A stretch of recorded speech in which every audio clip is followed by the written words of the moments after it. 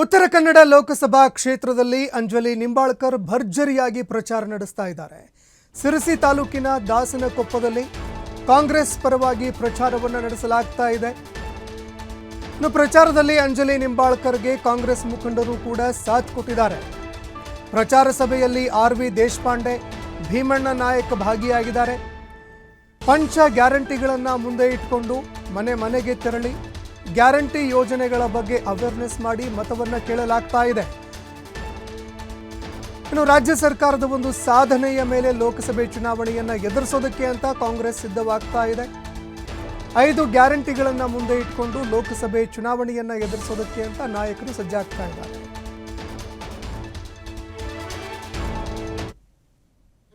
ಅಂಜಲಿ ನಿಂಬಾಳ್ಕರ್ ಅವರನ್ನ ಗೆಲುವಿನ ಮುಖಾಂತರ ದೇಶದಲ್ಲಿ ಮತ್ತೆ ಕಾಂಗ್ರೆಸ್ ಸರ್ಕಾರ ಪಾರ್ಲಿಮೆಂಟ್ ಮತ್ತೆ ಕಾಂಗ್ರೆಸ್ ಸರ್ಕಾರ ಬಂದಾಗ ಮಾತ್ರ ಇವೆಲ್ಲ ಕಾರ್ಯಕ್ರಮವನ್ನು ತೆಗೆದುಕೊಳ್ಳಲು ಸಾಧ್ಯ ಆಗುತ್ತೆ.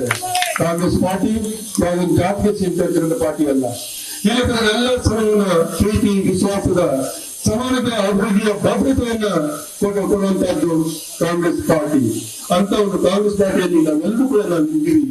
ನಾವೆಲ್ಲರೂ ಕೂಡ ಕಾಂಗ್ರೆಸ್ ಪಕ್ಷದ ತತ್ವ ಸಿದ್ಧಾಂತಗಳಲ್ಲಿ ನಾವು ಸದಸ್ಯರಾಗಿದ್ದೀವಿ ಅಂತ ನಾವು ಹೆಮ್ಮೆಯಲ್ಲಿದ್ದೀವೋ ಆ ಹೆಮ್ಮೆ ಇವತ್ತು ನಮ್ಮ ಅಭ್ಯರ್ಥಿ ಆಗಿದ್ದ ಅಂಜಲಿ ನಿಂಬಾಳ್ಕರ್ ಅವರಿಗೆ ತಾವೆಲ್ಲರೂ ಕೂಡ ತಮ್ಮ ಮತವನ್ನು ಕೊಡುವ ಮುಖಾಂತರ, ಹಸ್ತಕ್ಕೆ ಮತವನ್ನು ಕೊಡುವ ಮುಖಾಂತರ ತಮ್ಮ ಸ್ನೇಹಿತರು, ಸಂಬಂಧಿಕರು ಎಲ್ಲಿದ್ದಾರೋ, ಎಲ್ಲಿ ಊರು ಬೇರೆ ಊರಲ್ಲಿದ್ದರೂ ಕೂಡ ಅವ್ರಿಗೆ ಫೋನಿನ ಮುಖಾಂತರ ಅಥವಾ ರೋಡ್ಗಳಿಗೆ ಸಂಪರ್ಕ ಮಾಡಿ ಹೆಚ್ಚಿನ ಸಂಖ್ಯೆಯಲ್ಲಿ ಮತವನ್ನು ಕೊಡಿಸಿ ಗೆಲುವನ್ನ ತಂದುಕೊಡುವಂತಹ ಜವಾಬ್ದಾರಿ ನಿಮ್ಮ ಎಲ್ಲರ ಮೇಲೆ ಇರುವಂತಹ. ತಾವೆಲ್ಲರೂ ಕೂಡ ಹಿಂದೆ ಎಷ್ಟು ಮತ ಬಿದ್ದಿತ್ತು ಅದಕ್ಕೂ ಹೆಚ್ಚಿನ ಮತವನ್ನ ಕೊಡ್ತಕ್ಕಂತ ತಾವು ತಮ್ಮ ಭೂಜಿನ ಜವಾಬ್ದಾರಿನ ಹೊತ್ತು ಅಲ್ಲೇ ಮನೆ ಹೋಗಿ ನಮ್ಮ 5 ಗ್ಯಾರಂಟಿಯನ್ನು ಅವರಿಗೆ ಈಗೇನು ಬಳಕೆಯನ್ನು ಮಾಡ್ಕೊಳ್ತಾ ಇದ್ದಾರೋ, ಯಾರು ಬೇರೆ ಪಕ್ಷದಲ್ಲಿದ್ದಾರೋ ಅವ್ರಿಗೂ ಕೂಡ ಹೇಳಿ ಮನವರಿಕೆ ಮಾಡಿ ಕಾಂಗ್ರೆಸ್ ಪಕ್ಷಕ್ಕೆ ಹಸ್ತಕ್ಕೆ ಮತವನ್ನು ಕೊಡೋಣ.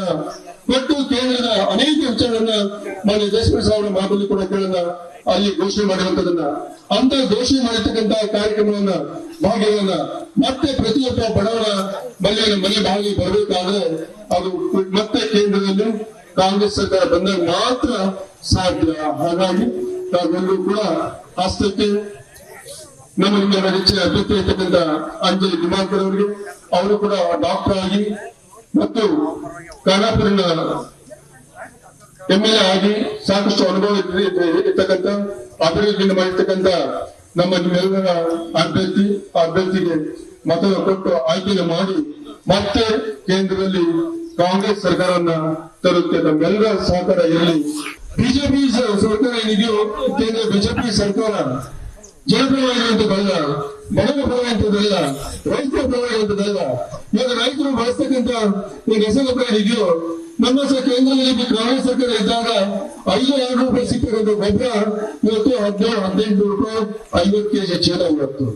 ಅದೇ ರೀತಿ ಇವತ್ತು ಅನೇಕ ವಿಷಯಗಳಲ್ಲಿ ಹೇಳಿದಾಗ ಯಾವುದೋ ಒಂದು ದರವು ಕೂಡ ಸೀಮಿತವಾಗಿರಲಿ.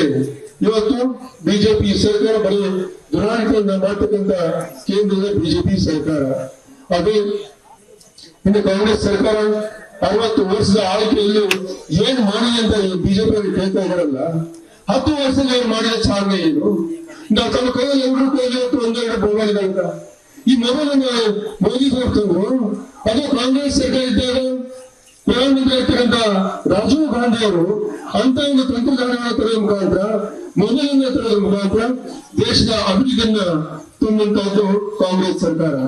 ಹಾಗಾಗಿ ಅನೇಕ ವಿಚಾರಗಳನ್ನ, ಅನೇಕ ಕಾರ್ಯಕ್ರಮವನ್ನ, ಗ್ರಾಮೀಣ ಭಾಗದ ಅಭಿವೃದ್ಧಿಯನ್ನ ಕೊಟ್ಟಿರುವಂತಹ ದಿನಾನ ನೋಡಿದ್ರೆ ಅದು ಕೇಂದ್ರ ಕಾಂಗ್ರೆಸ್ ಇದ್ದಾಗ ಅವರು ಕೊಟ್ಟಿರುವಂತಹದ್ದು. ರಾಜ್ಯದ ಕಾಂಗ್ರೆಸ್ ಸರ್ಕಾರ ಇದ್ದಾಗ ಸಾಕಷ್ಟು ಅಭಿವೃದ್ಧಿಯನ್ನ ಬಗೆಹರಿಸತಕ್ಕಂಥ ಇಂಥ 5 ಗ್ಯಾರಂಟಿಯನ್ನ ಕೊಟ್ಟಿರ್ತಕ್ಕಂಥ ಕಾಂಗ್ರೆಸ್ ಸರ್ಕಾರ ಇವತ್ತೇನು ಬಿಜೆಪಿಯ ಅಭ್ಯರ್ಥಿ ಬಂದಿಲ್ಲ.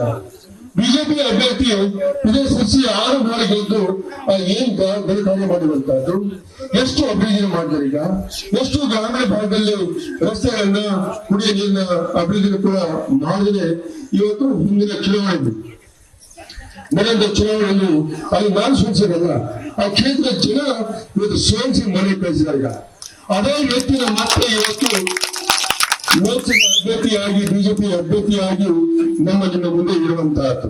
ಆದ್ರೆ ಆ ವ್ಯಕ್ತಿ ಮಂತ್ರಿಯಾಗಿದ್ದಾಗ, ವಿಧಾನಸಭಾ ಅಧ್ಯಕ್ಷರಾಗಿದ್ದಾಗ ನಮ್ಮ ಜಿಲ್ಲೆಯ ಅನೇಕ ಸಮಸ್ಯೆ ಎಲ್ಲರೂ ಸ್ಪಂದಿಸಿದಾರ. ಅತಿಕ್ರಮಣದ ಸಮಸ್ಯೆ ಸಾಕಷ್ಟು